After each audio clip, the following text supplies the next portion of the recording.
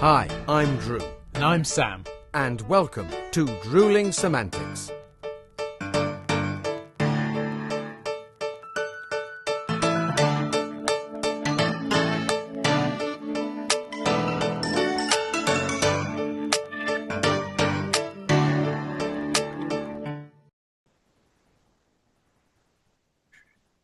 Hello, mate.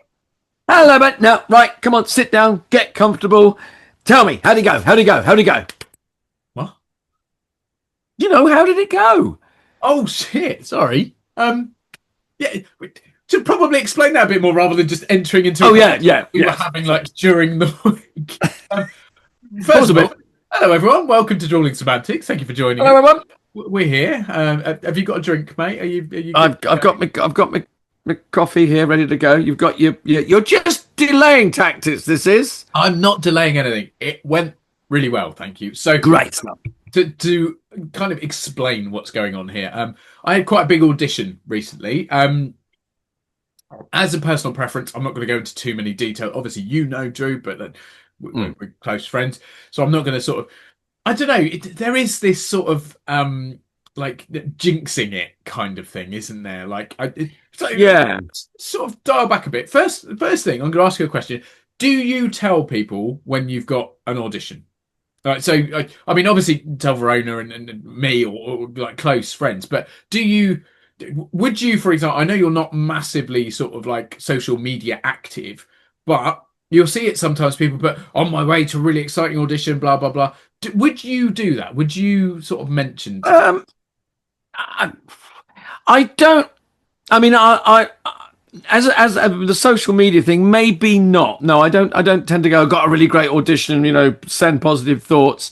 I mean, there's nothing wrong in that, and people that do, great. And I always send positive thoughts. I always send good luck, or let's know what happens or whatever. But I tend not to do that. I tend to, if I let people say, I can't do that because I'm doing an audition, or I'm not free because I've got an audition. But that's by the by. But I tend not to make a big thing out of it. I personally, if it's a big audition, I mean, I every audition I want to get, or I'm keen on. But sometimes you get the good ones. You go, I really want this. I realise.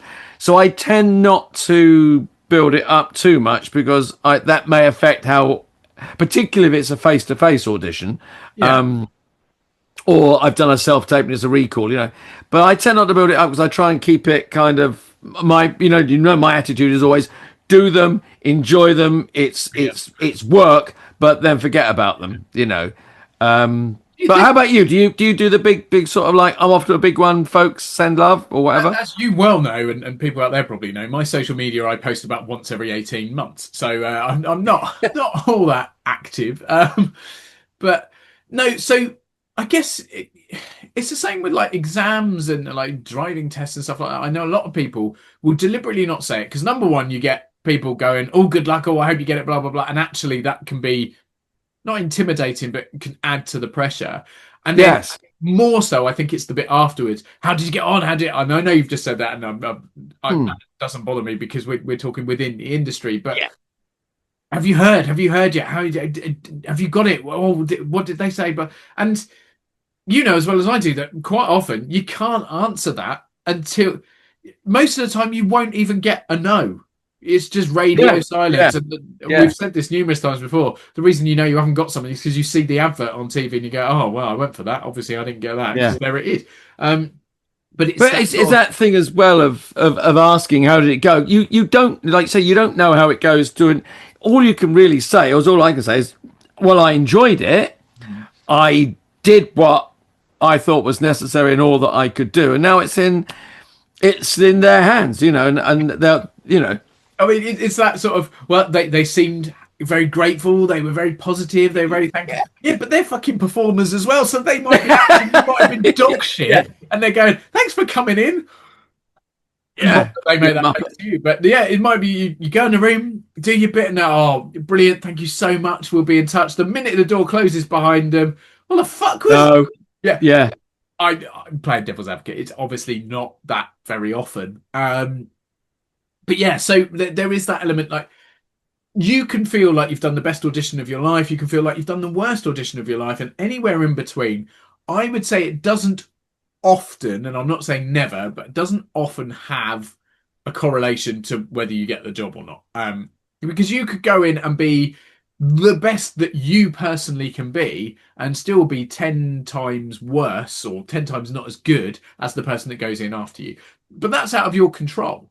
So, or just not be right. There's there's things. I mean, you would hope, like you say, that you have no control of who goes before or after or not. But you would hope as well that certainly nowadays, when it's easier to go through applications because everything is digital and you don't have to, literally turn pages of CVs, etc. But you would hope that at least when you go in that room, you are. They've gone, this person could do, this person's suitable. So you know that you're not going to go in and be totally, inappropriate. So at least you're kind of like, well, they're seeing me because they think I'm right. yeah. Whether I can do the job because there are, they've got demands beyond which I know, or they want someone with a particular whatever that I don't know about. You can't legislate for those. You can only prepare for what you know. Room, haven't you?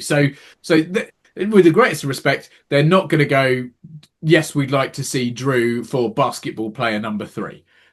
Equally, wouldn't apply for it. But no, if you're getting in that room and something is completely off, then something has gone awry somewhere. Either it's been misconstrued or you've fallen through the cracks or what have you. But yeah, so 99 times out of 100 you're in the room because you are suitable in every way on paper, and then it's just proving that in essence. But yeah, no, I tend not to sort of, I mean, I'll say to people, like you say, if it's a scheduling thing, oh sorry, I can't do that because I've got an audition, but I won't sort of go, oh my god, everyone think of me, I'm doing this tomorrow, this could be the big break, this could be, because I think you're just adding pressure to yourself. If that's your way of working, absolutely fine. I'm not knocking anyone. But for me, I agree. Just ups the ante that I don't need, because I'm already quite a nervous person. And we've said this before, to me, that's a good thing, because I believe that if you're nervous about something, it means you care about something. And yes, to have, if you go in and you couldn't care less what the outcome is, maybe you shouldn't be going for that thing. I don't know. There needs to be, I would say there needs to be some level of jeopardy, some kind of investment, something about it that you want to be there for it.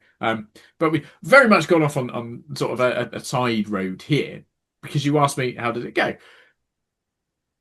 I would say the audition went well. So first things first, what a joy it was to be back in an audition room. And I get why self-tapes are so popular, right? Why would you pay for a rehearsal/audition space and have 3, 4, 5, 6 people take time out from whatever else they're doing to sit in a room for a day, couple of days to watch people do what they can do, when you could just say, well, send us a tape. It'd take you less time because you haven't got to travel. It'd take us less time because we haven't got to all meet at the same point. We can do whatever, and we can... There are lots and lots of benefits to self-tapes or even Zoom auditions, which... other video are available. Just so happens that that's what we're using at the moment. But I see the benefits to them. But, and again, I said this millions, this is going to be a lot of repeating ourselves, broken records today, I'm sure, because we've got onto this topic and it's one that we deal with all the time. But there is nothing quite like being in a room and someone going, that was great, but can you do this? That small thing that might take an extra 30 seconds, an extra minute, could land you that role. Yeah. When you've sent in a self-tape, that can't happen, because you have got one hit, and it's at best it is a guess. I am guessing exactly what these people want to see. They can give you the best blurb, the best description, the best sort of background on a character, what have you. Yeah. You cannot see that image inside their head. Whereas they can go, right, this is what I was seeing in my head. That's what you're doing. How do I get those two closer together? Can you do this? I'll give you an example, and it's actually this audition I've just gone for. I hopefully will find out in the next week or so.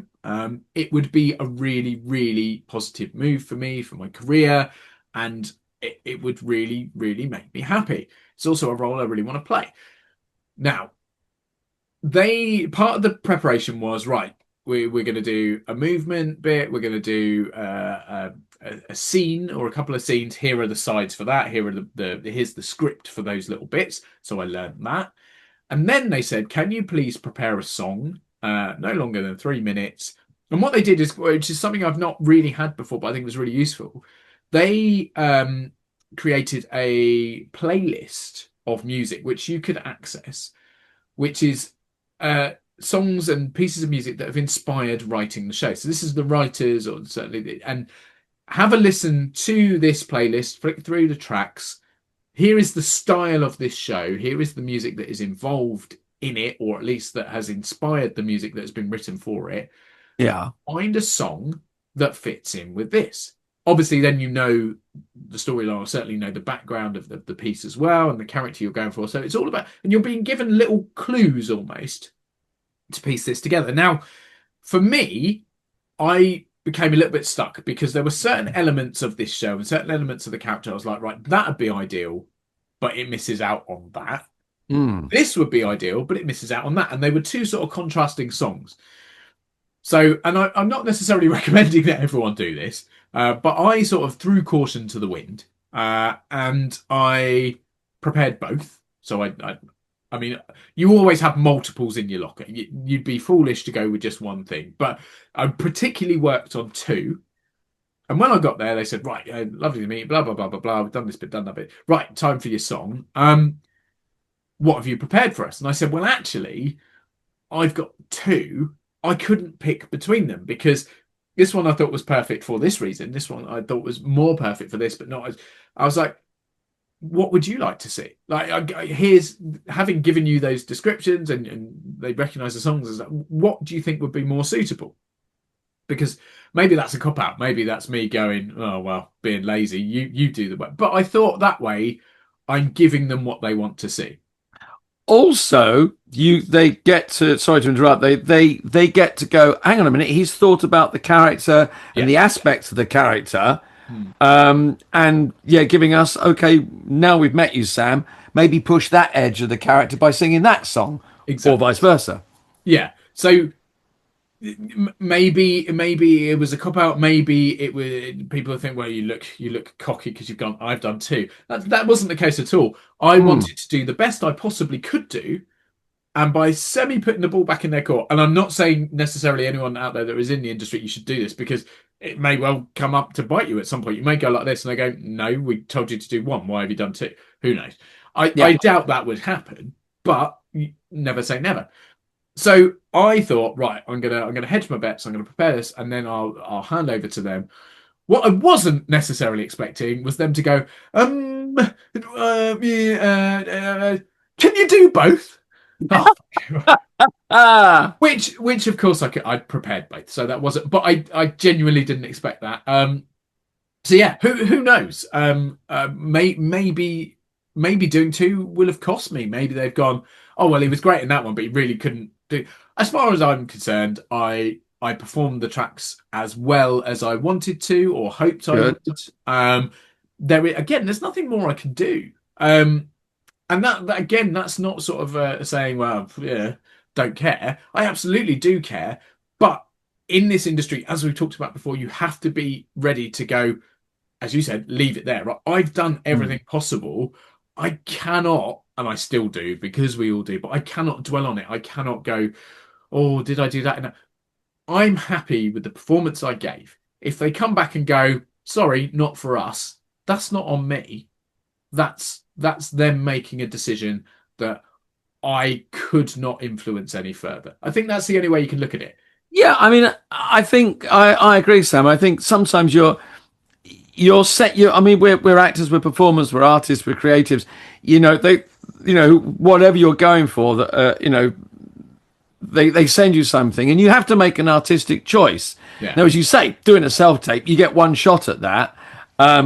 Sometimes doing a self-tape, for telly or film, that's quite appropriate. That you are seen on a screen in that box, in a landscape, mid-shot, whatever.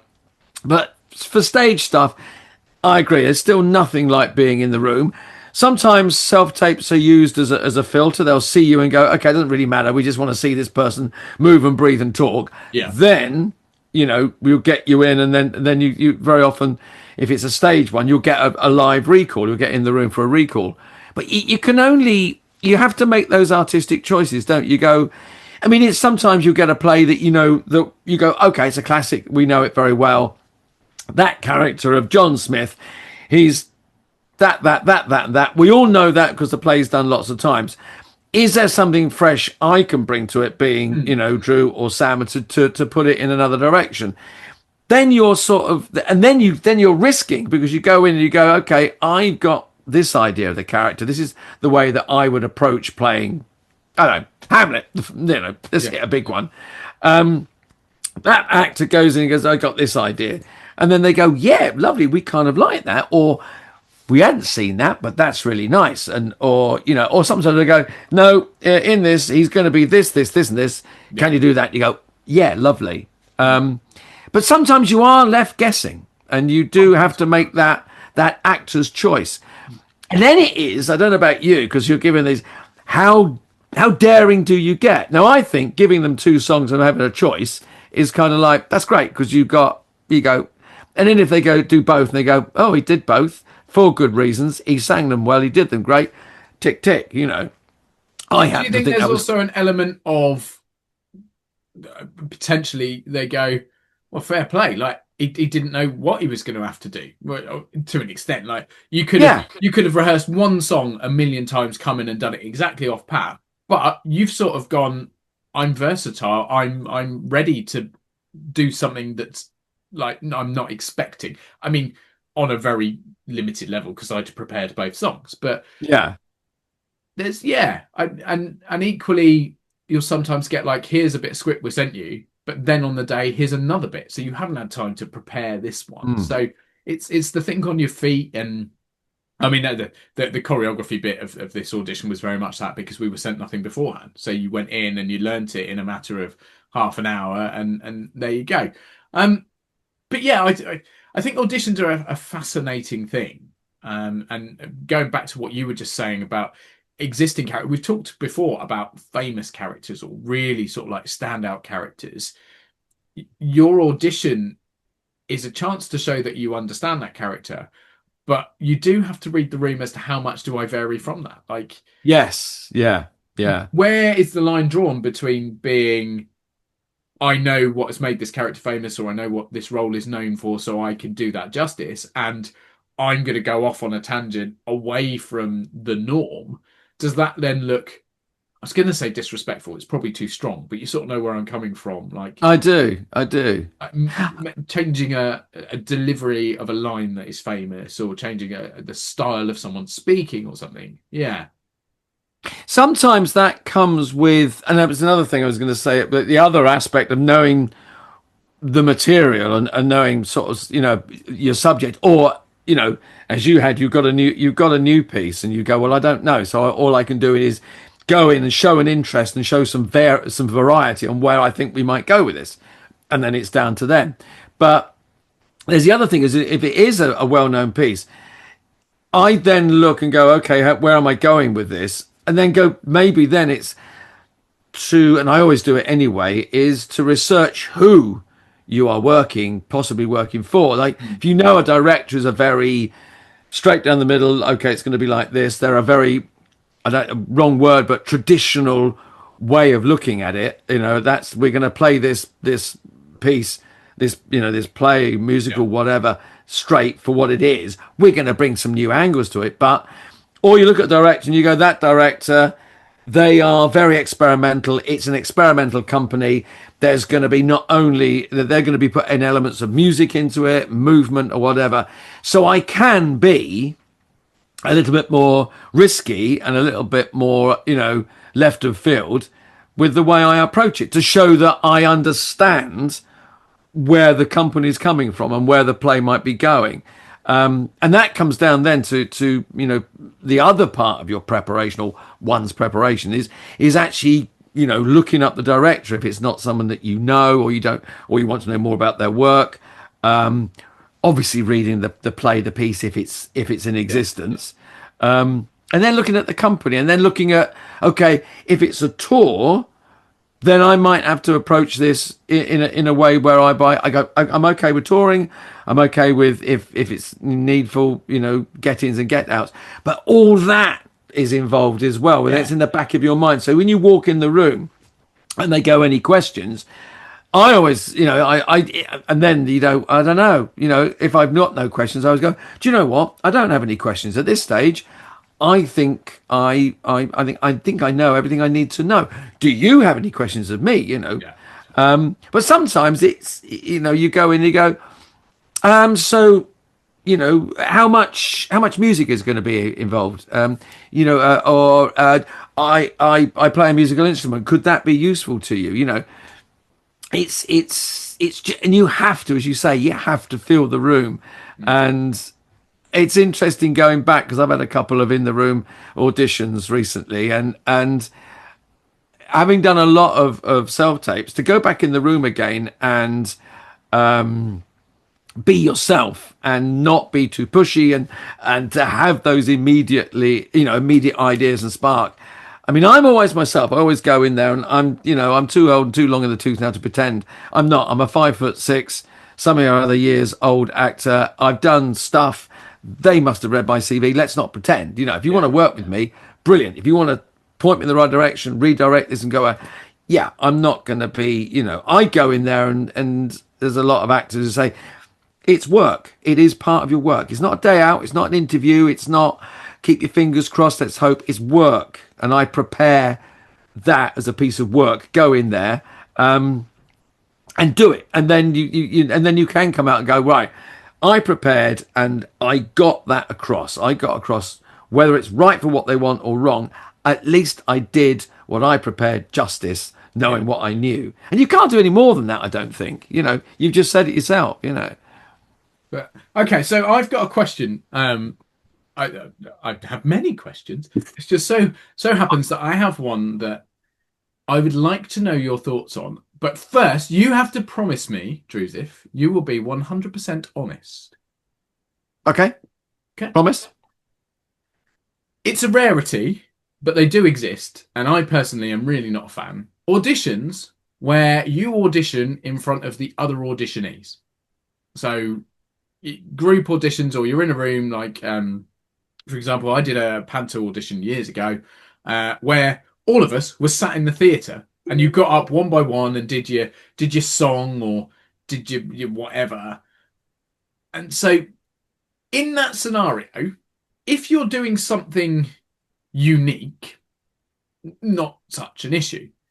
However, if you are all performing the same song, performing the same lines or the same scene or doing something, is there... First question, would you prefer to be first, last, or somewhere in the middle? There's the first question. Okay. I don't care where I come in that order. I don't mind. So I don't mind where I go with that. Yeah. No preference whatsoever. No preference. Equally, no preference against. So you wouldn't say I don't mind where, as long as it's not first. No, it doesn't matter to you. No, I'll take it. Yeah, I'll take it. Yeah. Okay. Second question along the same lines. Let's say you're going somewhere in the middle or towards the end. Up until that point, you have a performance in your mind, or you pretty much know what you're going to do on that stage. Yeah. Depending on what you've seen of others, how likely are you to change, adjust, make alterations, whatever you want to call it, to what you do? If I would normally say to myself the two things in do it, and I don't mind doing stuff in front of people, but I always go, stick to the game plan, and if I am in front of other people, don't show off. Don't, do what you want the directors, the producers, the people auditioning you, casting director, whoever. Stick to the game plan. However, if I see something where I've gone, misread that line, then I will take that on board.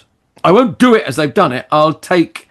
So if I say... It's like someone, you do something, and if I'm in the middle and consistently people have gone bum, bum, bum, bum, and you think, oh, yeah, that is the way to do it. If, however, I go, nah, you've got that wrong.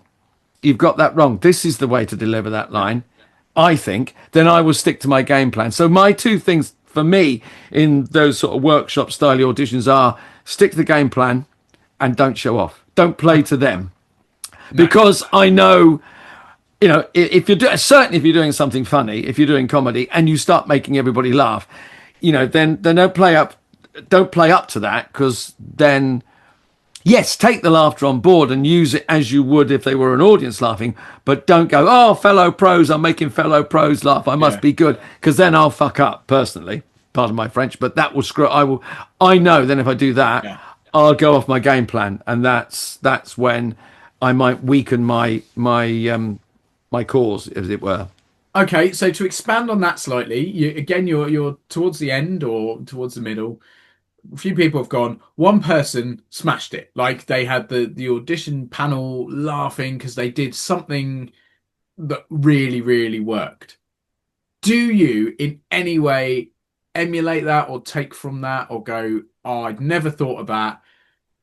That really worked.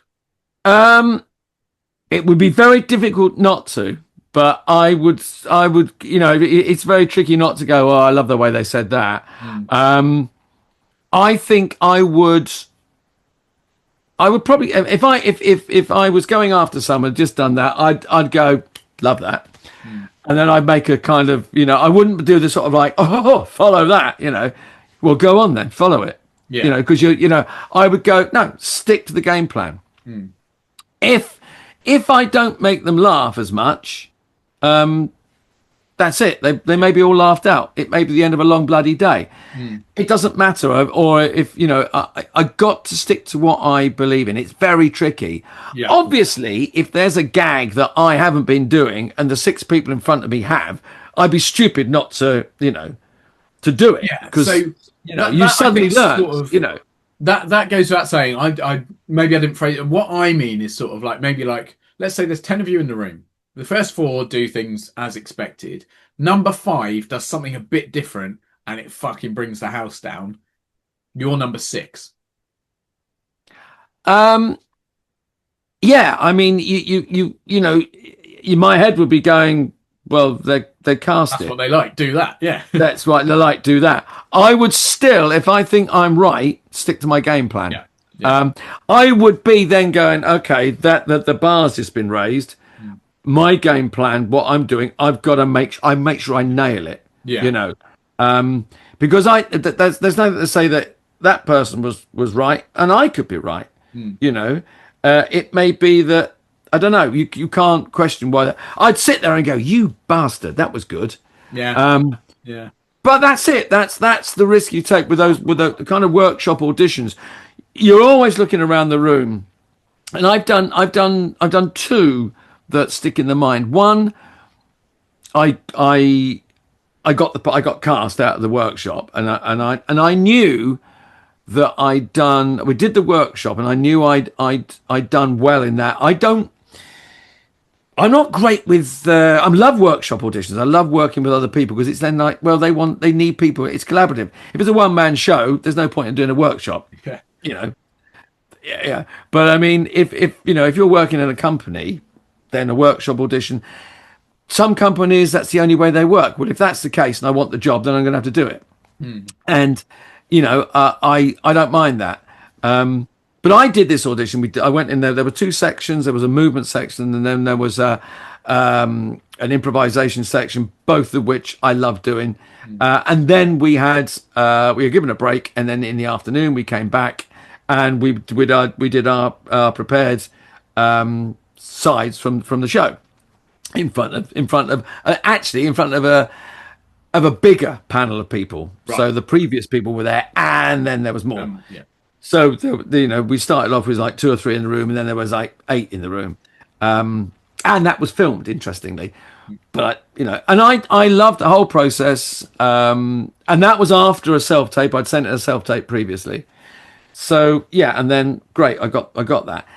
The next one I went for, I really enjoyed the workshop, but I have one thing that I'm not great with. I'm not great with playing theatre games. Oh God, no. And I'm slowly curing myself of that. But I don't always pick up the instructions of theatre games quickly. Now, if we do them in rehearsals, if like a warm up in the morning and you play theatre games and that, I enjoy that. But I don't, because if I fail at the game, I've had to teach myself to take my competitive out. You don't have to get it right. If you're playing zip, zap, bop, and all that one, if I get zapped on each one, I end up on my knees each time, or I end up out. I just have to take that, Yeah. So now I've turned that on its head, and now I make my failure part of my audition. If I fail at the game or I don't get it right, I then turn that on its head and go, "Am I the only one in the room that can't play this?" Yeah. I said, "Am I?" I said. And then I'll do it. I said, I should be auditioning for a one-man show. I'll be brilliant, I'll stand over here, in cock-up corner. I'll turn that on its head. Yeah. I will then be the one. The person who's getting it right, being brilliant, they're being brilliant at the game. I'm standing out by going, I can't bloody do, how do you do it? Right. And I go, right, for me, explain it again, slowly. Right, I got it. Okay, let's see if I don't cock it up. I'll turn it on its head. And that's how I've now diffuse that, and I've taken it doesn't matter if you fail. Theatre games aren't about getting it right. It's getting how you behave about getting it wrong is more important than getting it right, because anyone can win a game of tag. It's the person standing on the sidelines, do they then, and I get involved in the game, I then go, he's out, you are out, aren't you? Yeah, great. Or, oh no, you're not out, get it, I got it wrong. See, I still can't play the bloody game even when I'm out, and I'm on it. I'm more involved when I'm out than when I'm in. But yeah, I've always hated theatre games. Always hated them. Never. Yeah, I'm not a massive fan either. And no. I wonder, did you play a lot of games or team building or whatever exercises and stuff when you were at drama school? Yeah, all that was fine, because there's not the level of should we say expectation or there's an end game to an audition. You want to do well, but there's not the pressure when you're at drama school. You're in there and you're learning. Yeah. I think as well. I mean, I had lots of friends growing up, but I'm an only child, so the element of play, I'm very good on my own. I mean, I can I'm great, love my own company, and I can play solitaire and card games, or solitaire card games on my own. But that thing of competing, and also when I was at school and in games, I was quite good at sport, so I went out to win. So I mean, I've already won. I mean, I go into an audition room and I go, actually, I've already won, because 4,000 people applied for this and I'm one of the 25 in the room. So I don't have to worry now whether I can go zip, zap, bong or catch a ball when someone else is shouting out my name. Don't have to worry about that. Yeah. It's just how I accept the game. If I stand there and go, I hate games, I wouldn't want to work with me. What I do now is I shut my mouth until I go, yeah. And then I play on it, but that's my way of dealing with that little bit of angst, if you like. Wow. Quite an insight there, mate. Thank you. Yeah, no, but sure. So no, I'm going to switch it to you, because I'm would I be right in saying that you've got, this is horrible, I don't mean it as a way of saying, but you've got more accepting of workshop auditions over the years, haven't you? You have to, don't you? But yeah. So my final question along this was going to be, and right. I'm not answering you, but my final question was going to be, imagine you're at an audition and it's a group and they're only seeing, they're not seeing you all act at once, and there are partner scenes, or there are scenes where there are a couple of you in it. Now you've been paired up.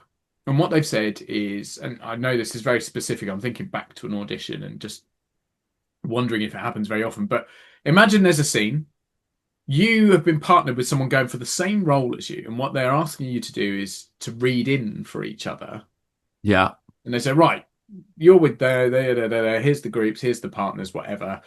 You've got 10, 15 minutes to run through the lines together, come up with stuff, and then come and show us, perform the scene.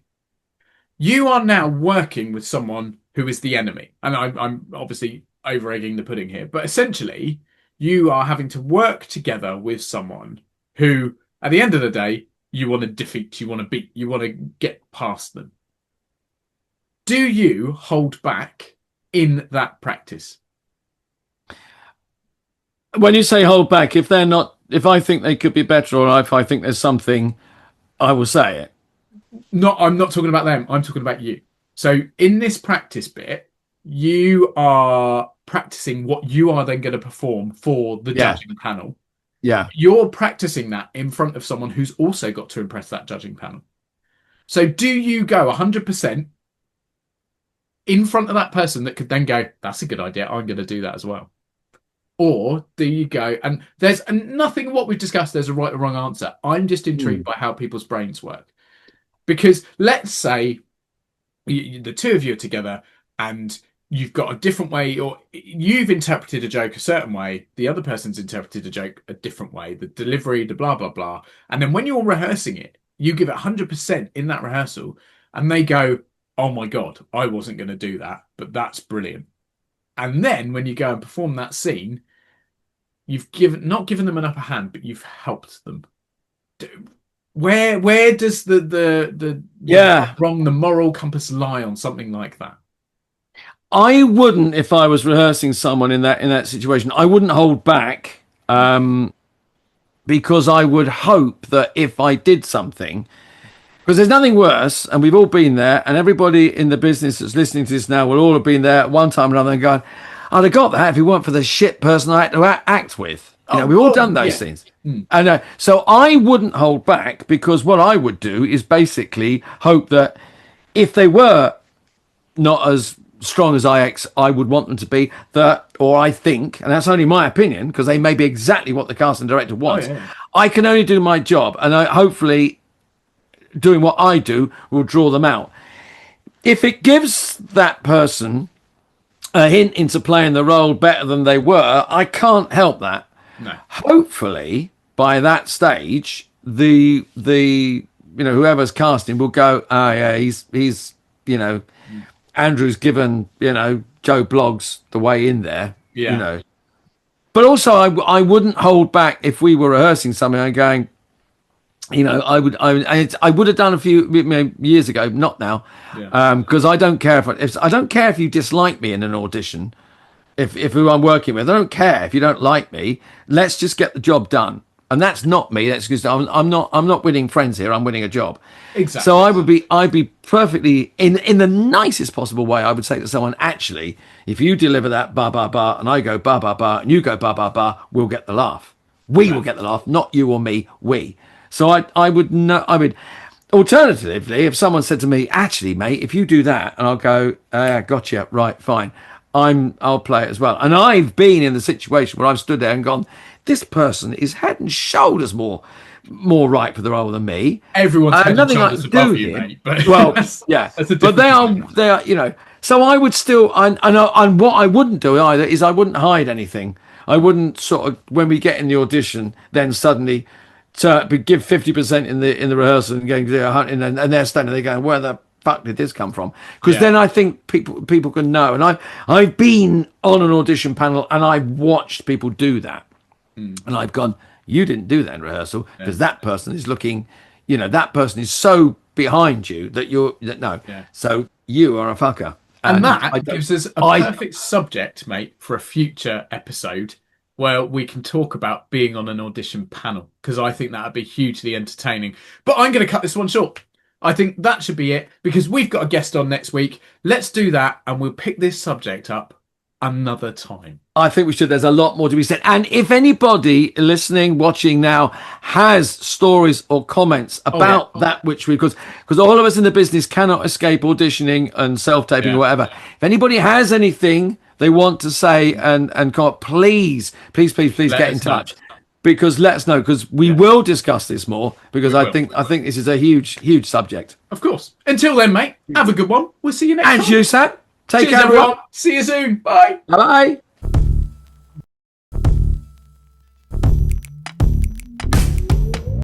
Thanks again for watching this episode of Drewling Samantics.